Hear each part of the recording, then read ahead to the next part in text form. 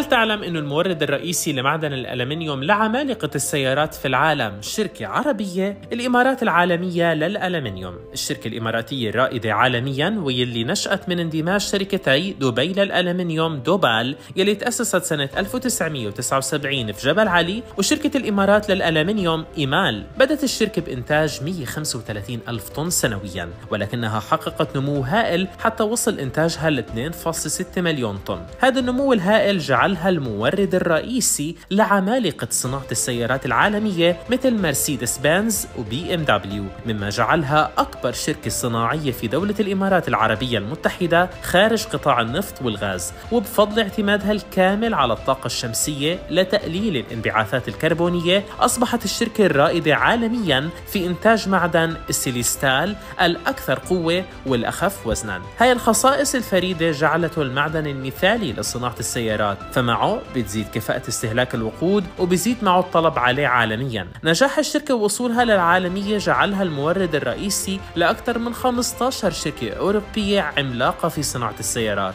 وبتصدر منتجاتها لأكثر من 50 دولة حول العالم لتلبية احتياجات أكثر من 400 عميل. للمزيد تابعونا على Financial Freedom Today.